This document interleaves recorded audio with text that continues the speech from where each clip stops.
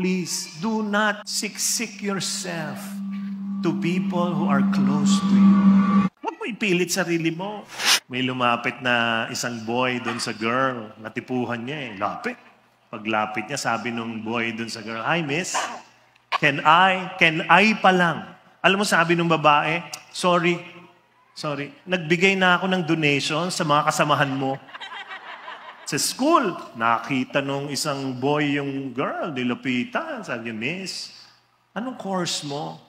Sumagot yung babae, "Nursing." Alam mo, sagot nung lalaki, "Oy, ako, Bachelor of Falling in Love. Major in you."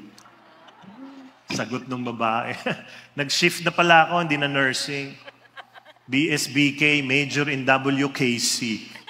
"What?" Sabi ng boy, "BSBK? Major in WKC? Ano yon?" Sabi ng babae, "Bachelor of, sorry, busted ka.